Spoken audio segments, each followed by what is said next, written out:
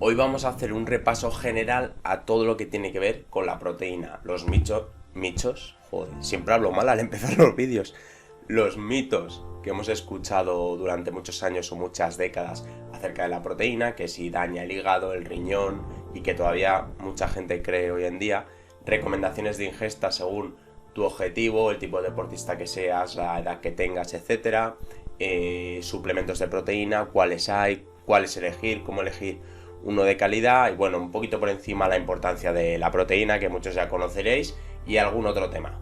Vamos a ello. Y es que durante muchos años hemos escuchado todo tipo de mitos acerca de la proteína, que si daña órganos como el hígado o los riñones, que si solo la tienen que tomar los culturistas, que el resto de población con consumir muy poquito es suficiente y vamos a ver que evidentemente esto no es así para nada.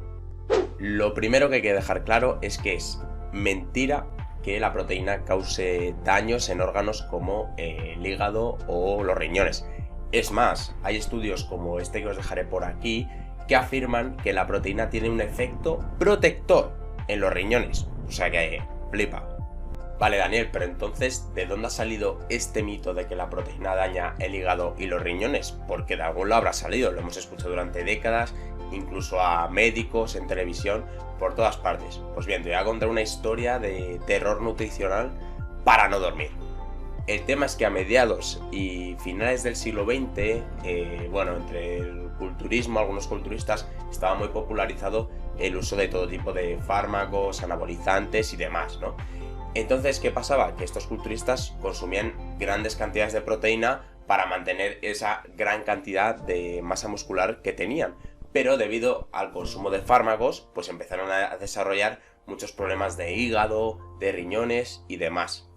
Lo que pasó es que estos culturistas iban al médico con problemas en estos órganos y claro, cuando el médico les preguntaba sobre sus hábitos nutricionales y demás, pues estos evidentemente no decían que se estaban metiendo ahí media farmacia o no sé cuántos anabolizantes, les decían que habían aumentado la ingesta de proteína. Entonces los médicos dijeron, vale, pues si este tío toma mucha proteína y tiene el hígado y los riñones reventados, será que la proteína daña el hígado y los riñones. Y claro, los médicos fueron viendo a los culturistas de aquella época que a todos les pasaba prácticamente lo mismo con el tema de la proteína y el daño en hígado y riñones y empezaron a atar cabos y ahí es cuando se fue popularizando todo este mito, que es mentira, lo sabemos hoy en día, de que la proteína daña el hígado, los riñones u otros órganos. Y bueno, en cuanto a los beneficios de la proteína, tampoco me voy a extender mucho porque es un tema que tratamos mucho por redes sociales, yo en mi Instagram, en Twitter y demás, en la web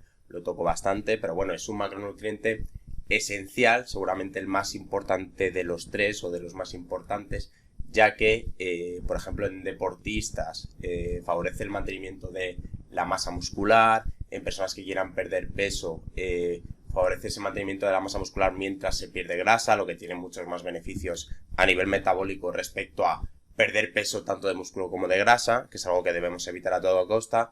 Por este motivo y también porque la proteína aporta mucha saciedad a la dieta, ya que, la proteína, la estructura química tiene muchos enlaces de carbono y al cuerpo le cuesta mucho digerirla, entonces aporta no solo mucha saciedad, sino que el efecto térmico es elevado. Esto del efecto térmico es que el cuerpo invierte mucha energía en digerir la proteína, o sea, el cuerpo gasta energía, gasta calorías en digerir la proteína.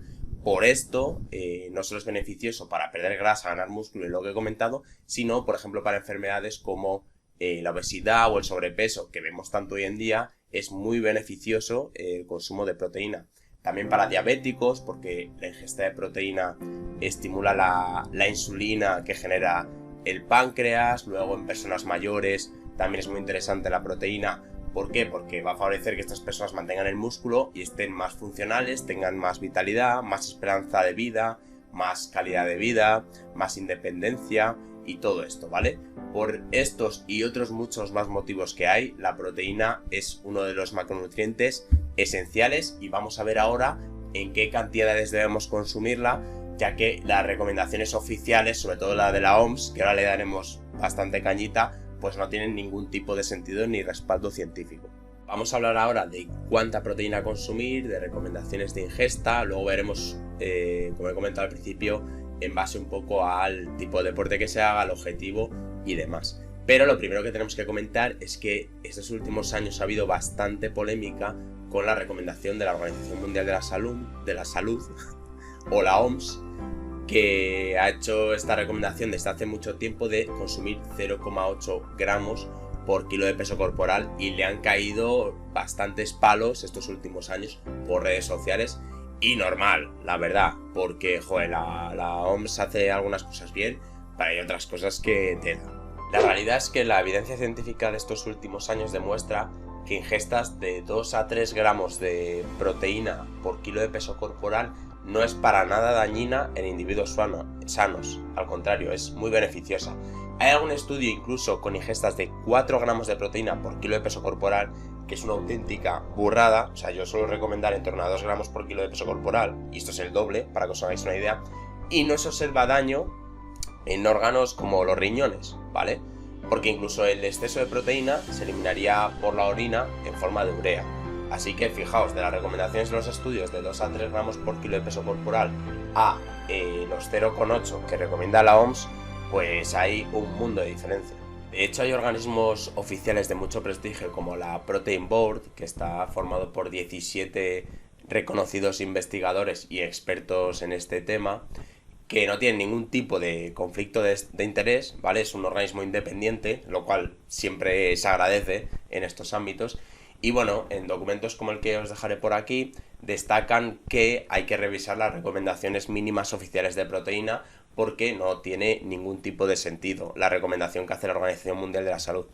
De hecho, estos investigadores defienden que la proteína, y lo digo textualmente, es un macronutriente esencial para el crecimiento y desarrollo de la salud y la longevidad, y destacan que los estándares y requisitos de proteína deben ser reevaluados activamente en función de información más actualizada, especialmente para las personas mayores. Vamos, que le están metiendo un palito bastante educado, pero un palito a la Organización Mundial de la Salud. Vamos ya con las recomendaciones de ingesta, es decir, cuánta proteína consumir, y voy a separarlo en dos partes. Primero, os lo pondré en la pantalla en ambos casos, unas recomendaciones a nivel general para toda la población, ¿vale? Suponiendo que no sean personas que realicen deportes específicos o que tengan un poco un objetivo en concreto, sino recomendaciones generales, ¿vale? Esto debería ser la base, o sea, yo incluso recomendaría ir más allá. Por ejemplo, salud general, mínimo 1,1, 1,4, podríamos irnos incluso hasta 2 gramos por kilo de peso corporal, ¿vale? Fijaos la diferencia con la recomendación de 0,8 de la OMS. Deportistas de 1,4 a 1,8, pérdida de peso saludable 1,4 a 1,6, podríamos ir un poquito más incluso, y personas de edad avanzada de 1,4 a 1,75 gramos por kilo de peso corporal. Fijaos que en personas de edad avanzada la importancia que tiene la proteína, que este organismo recomienda incluso una ingesta mayor en personas de edad avanzada, cuando generalmente vemos que estas personas no cumplen con los requerimientos de proteína. Si luego concretamos más dentro del mundo del deporte, suponiendo que ya seamos personas deportistas, según el objetivo varía las recomendaciones de ingesta de proteína. Por ejemplo, en deportes de fuerza, de 1,6 a 1,8 gramos por kilo de peso corporal, aquí se podría matizar todavía más incluso, porque deportes de fuerza, pero ¿en qué fase? De ganancia de músculo y de fuerza, de pérdida de grasa, porque si fuera una pérdida de grasa, yo incluso recomendaría un poquito más de proteína. 2,2 gramos por kilo de peso corporal es un buen punto de partida, ¿vale? Pero bueno, estas son recomendaciones generales, hay que recordarlo. Pérdida de grasa, lo que comentaba, 2 gramos, 2,5 gramos por kilo de peso corporal. Si queremos ganar músculo, evidentemente es necesaria un poquito menos de proteína. ¿Por qué? Porque estamos en superávit calórico, hay un mayor aporte de carbohidratos, entonces no hace falta aportar tanta proteína, ¿vale? El músculo no está tan comprometido respecto a una fase de definición, que con el déficit calórico sí que es más probable que perdamos masa muscular, y por eso hay que mantener alta la proteína. Y luego en deportes de resistencia, que también puede ser curioso, corredores, futbolistas, todo este tipo de deportes, que puede parecer que la proteína no importa y que solo hay que inflarse a carbohidratos o hacer etapas de varios carbohidratos, ir jugando con las cantidades y ya está. Pero la proteína es muy importante. Fijaos la recomendación, de 1,7 gramos a 2,3 gramos por kilo de peso corporal, ¿vale? En resumen, que una ingesta mínima de proteína es recomendable para todo el mundo. Y si no queremos rayarnos mucho con las cantidades y andar pesando la comida, hombre, yo recomendaría por lo menos hacer 3 o 4 ingestas al día, 3 o 4 porciones de proteína, ¿vale? Calculando que cada porción tenga unos 30 o 40 gramos. A lo mejor de forma puntual tenemos que pesar esa comida para saber cuánta proteína tiene lo que comemos, porque muchas veces pasa esto, que es que si no lo pesas, aunque sea durante una semana, pesa lo que comes y luego ya más o menos mentalmente tienes una idea. Si no lo pesas, no sabes realmente cuánto estás comiendo. Yo me he encontrado personas, alumnos míos de asesorías, que les he dicho, durante unos días pesa lo que comes y se sorprenden de la poca cantidad de proteína que consumían, ¿vale? Así que hay que tenerlo en cuenta. Vamos ya con los dos últimos apartados y ahora toca hablar de los suplementos de proteína, que lo primero que quiero dejar claro es que no son imprescindibles, es decir, no es obligatorio consumirlos, como su nombre indica, es un suplemento, ¿vale? Dicho esto, sí es cierto que hoy en día muchas personas no llegan a sus recomendaciones de ingesta con comida, porque claro, el suplemento no es obligatorio, digamos, siempre y cuando llegues a tus requerimientos de proteína diarios con la comida, ¿vale? Pero es que muchas personas no llegan, entonces no es imprescindible, pero sí que es un suplemento bastante interesante, sobre todo pues a lo mejor en personas vegetarianas, en personas mayores, personas que tengan que consumir una ingesta mayor, como alguien que quiera perder grasa. En este tipo de poblaciones es muy interesante consumir un suplemento de proteína. Dicho esto, tenemos varios tipos de suplementos. Primero, en cuanto a la procedencia, es decir, hoy en día hay la whey protein, que proviene de la leche, pero hay proteína cárnica, que proviene de la carne. Hay proteína para personas vegetarianas o veganas, que por ejemplo se obtiene del guisante o del arroz. Así que hoy en día hay muchísimas opciones, ¿vale? Si eres intolerante a la lactosa, por ejemplo, no hay ningún problema porque tienes opciones de distintas proteínas. Y dicho esto, vamos con los tres grandes tipos de proteína que hay en cuanto a su composición, ¿vale? Primero tenemos el concentrado de proteína, que es la proteína más básica, pero bueno, que va bastante bien para la inmensa mayoría de la población. Es una proteína que por cada 100 gramos de producto tiene menor cantidad de proteína, pero bueno, es bastante útil para nuestros objetivos en general y también es más económica. El segundo tipo de proteína en cuanto a su composición es el aislado de proteína, ¿vale? Que esta debemos mirar en los ingredientes que sea 100% aislado de proteína, porque a veces las marcas, ya sabemos los trucos de la industria para ahorrar costes, meten concentrado de proteína y demás, entonces hay que mirar que sea 100% aislado de proteína. Esta proteína por cada 100 gramos de producto contiene un poquito más de proteína, menos de grasa, pero es un poco más cara. También es de un poco mayor calidad, ¿vale? Entonces, si os lo podéis permitir económicamente, yo os recomiendo la proteína aislada de suero, y si no, el concentrado de suero también está muy bien, ¿vale? El whey protein. Y luego, whey protein o de lo que sea, de la procedencia que sea. Y luego está por último el hidrolizado de proteína, que es una proteína que pasa por un proceso que se llama hidrólisis, es decir, que es predigerida. ¿Para qué? Para facilitar la digestión y bueno, que siente mejor. Pero esta proteína yo no la recomiendo. ¿Por qué? Porque es muy cara, pero muy cara es muy cara. Y luego tanto el aislado de proteína y el concentrado de proteína en general se digiere bastante bien. Entonces es un poco absurdo consumir este hidrolizado de proteína. Yo os recomiendo, si os podéis permitir económicamente, el aislado de proteína, y si no, el concentrado de proteína de calidad también está bien. ¿Cómo saber si un suplemento de proteína es de calidad? Bueno, podríamos enrollarnos mucho, pero hay dos cosas súper importantes. La primera es que se disuelva bien tanto en agua como en leche. O sea, yo he tenido proteínas que es que no había narices a mezclarla en agua o en leche, parecía cemento. Y he probado otras, por ejemplo la que estoy usando ahora, que se mezcla enseguida en agua o en leche. Evidentemente la que estoy usando ahora es más cara, pero joder, merece la pena.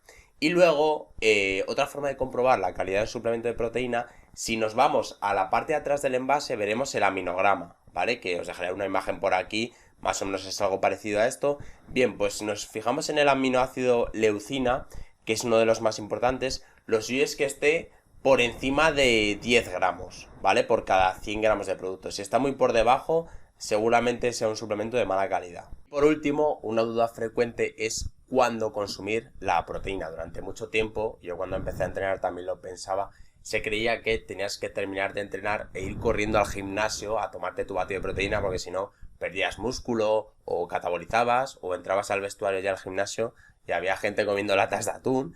En fin, que hoy sabemos que no es tan importante consumir proteína justo después de entrenar. La famosa ventana anabólica dura mucho más de lo que se pensaba, dura varias horas, y lo más importante es la proteína que consumamos a lo largo de todo el día, ¿vale? Como muestra este estudio que os dejaré por aquí, de hecho, consumir la proteína antes de entrenar tiene un efecto similar a consumirla después, ¿vale? Dicho esto, si bien no es tan importante el momento del día en el que consumimos la proteína, tampoco es viable, por ejemplo, si tienes que consumir 150 gramos de proteína, meterte todo en una comida, ¿vale? No es recomendable, no se va a aprovechar igual la proteína y a nivel digestivo es prácticamente imposible. O sea, queda un poco igual, pero hay que tener en cuenta esto, ¿vale? Que tampoco es lo mejor meterte toda la proteína en una comida o dos, ¿vale? Lo óptimo sería repartir la ingesta de la comida diaria en 3 o 4 tomas de entre 0,4 y 0,5 gramos por kilo de peso corporal, ¿vale? Eso es. Si pesas 80 kilos, por ejemplo, tendrías que consumir más o menos entre 32 y 40 gramos de proteína por cada ingesta de comida. Así que en resumen de este último apartado, lo más importante es la comida que consumas a lo largo de todo el día, pero sí es recomendable repartir esas ingestas de comida en 3 o 4 tomas.